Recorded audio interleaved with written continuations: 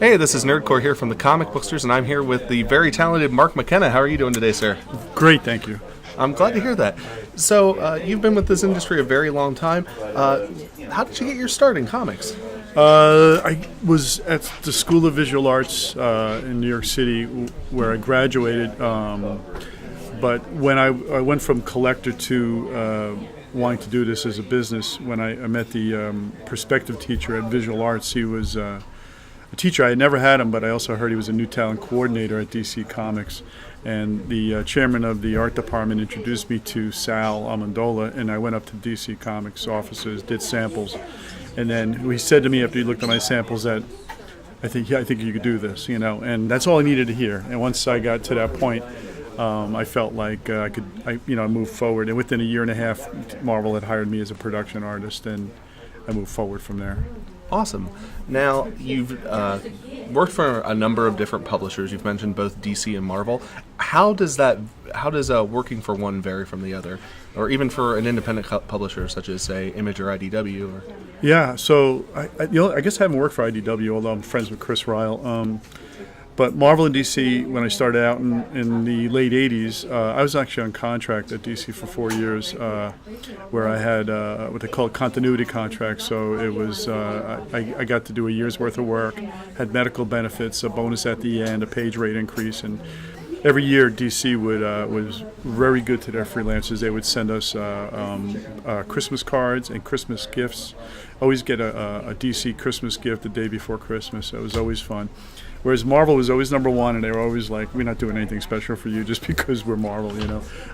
You're lucky to get comp copies of your books. Where DC would send you a box right from the printer of 20 or 25 books of everything you ever did. Plus, you got all the hard covers, you got all the collections. Marvel, you're lucky to get 3 copies of something that you did. Wow, that's quite a substantial difference. Yeah. And as far as indie publishers, any variances in there? I worked for Image or Dark Horse, it was all work for hire stuff. There was really nothing beyond that, But I didn't have that kind of love where I was at Marvel, doing hundreds of books, and DC doing hundreds of books. When I worked for Dark Horse, I did some Star Wars in 2011 and 12, some Old Republic stuff. And when I worked for Image, it was doing spot stuff for Spartan from the Wildcats miniseries or some other things for them. And then I worked for Acclaim also, which they were that's after they were Valiant, they became Acclaim later. And my old roommate Fabian Nicieza was the editor-in-chief up there, and I was doing Magnus for them for about a year. Unfortunately, Magnus, we worked my ass off on Magnus along with my partner Mike McKone, but nobody was really reading the book. The readership was under 15,000 copies, and you work and you want people to appreciate and see what you do for a living. Absolutely. Now, you've done penciling and you've done inking.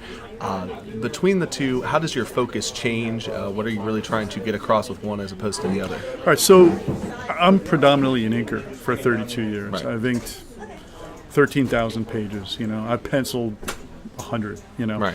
But so I'm a lot more cautious and a little more scared with the pencil than I am with the ink. You can give me a drawing that's half rendered, and I know what to do with it in ink. But as far as layouts, sometimes I'm confounded by a blank piece of paper. If somebody lays something out for me and gives it to me, I can go with that. So, but that's something that's a talent that you learn too. In the beginning, I wanted people to draw things exactly the way they wanted them, because I didn't want to surprise them with me embellishing it in a way that they were like, "Why are you doing this to my stuff?" So you want them to be very specific about what they put down in pencil. So you give it back to them, and it's that ink. Other people are not that way. They want to see you get fancy over their stuff. So that's where you need to have a relationship with the other artist.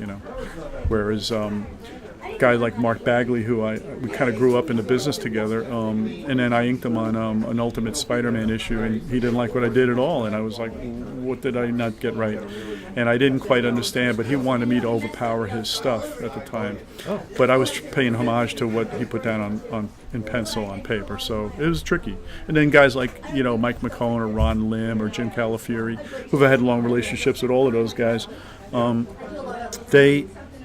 they just trusted me. They just knew whatever I was going to do was going to work for them, and there was no issue with that. So it is tricky. Okay. Now, what are you currently working on? So I did. So after my time working at DC and Marvel, and then the Star Wars stuff had dried up, I did some stuff for Legendary Pictures. I did the Pacific Rim movie prequel hardcover for them. I did a bunch of pages over Sean Chen for that.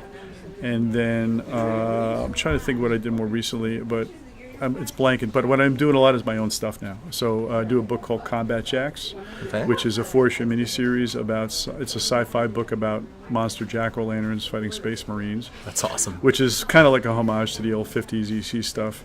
I was a big fan of the old stuff growing up. So, and I was thinking rubber-suited monster movies from the 50s and 60s was always kind of hokey fun. And so I was kind of paying homage to that kind of stuff. I'm on the 4th issue now. Just finished it, in fact.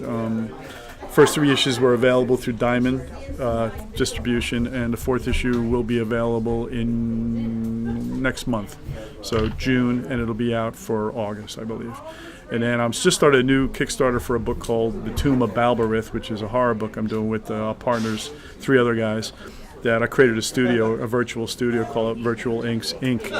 And we're virtual because we're not an actual physical studio. We all work in different places, but we all get together for the common cause. And I created Balberith, this demon who unleashes these monsters on humanity to collect body parts to sustain him. And that's 48 pages in black and white, in glorious black and white. And that is done, completed. Just to run it Kickstarted so I can get enough money to pay the printer, and that ends in a couple weeks. And you could go to Kickstarter.com and search Balberith, and that should pop up. And then I do a children's book called Banana Tail, and it's a little monkey who thinks he's turning into a banana because he ate so many bananas as a kid. And I've had 3 books out now, and the 4th book is called Banana Tail in the Checkerboard Jungle, and that's going to be a read-along book. We're actually going to supply a CD that's going to be voiced by voice actress friend of mine, Erica Schroeder, who has done over 100 voices for Pokemon and Yu-Gi-Oh! And all that stuff, too. Nice. All right. And I was going to ask you what had in the pipeline, but it sounds like there's plenty there. So as far as, artists who are looking to get into the industry, what advice would you relay to them? Well, first of all, you got to be objective about what you bring. I mean, you can't think because your mom thinks you're the best artist that you are the best artist. It's not. Mom's not going to pay your bills. She may, give you a free room and board, but she's not paying your bills. Right. The business has changed so much so that you can't go into Marvel and DC offices and show samples anymore. What you need to do is find out what conventions are big enough that have Marvel and DC presence at the shows. And they'll bring art directors in, and they'll do portfolio reviews. Sometimes you have to take a number, and then you come back a certain time. But it's been so far since I've had to know this stuff that I think that it's changed dramatically. So it's really hard for kids. But I would encourage up and comers to go find pro artists, and pick their brains, and show them samples. And listen to them, Don't just say, you give them your sample and say, well, I did this 3 years ago. Well, I ain't going to help you now, Got to show them your new stuff. You got to stay current. You got to listen to them because they are pro and they do know stuff that they're saying, And I think it's a hard business to get into because they rather find you than you find them. It's a tricky business that way. All right. Well, thank you very much for joining us today, Mark. I highly appreciate it. Thank you. My pleasure. Yep. And this has been Comic-Booksters live from Free Comic Book Day. Hey guys, I once again cannot thank Mark McKenna enough for taking his time on Free Comic Book Day to sit down and talk with me about his time in the comic industry, predominantly his work as being an inker. Really great stuff. I really appreciate everything that he did as far as this interview has been concerned. I'd like to take a moment to tell you to check out his new book, Combat Jacks. If you like science fiction and B-movie horror, I think this is where it's at. I just read it myself, and it is fantastic. I'm really excited to see where this goes. You can check Mark out online at www.markmckenna.com, or you can also check out www.combatjacks.com. Again, this has been Nerdcore for the Comic-Booksters, signing off.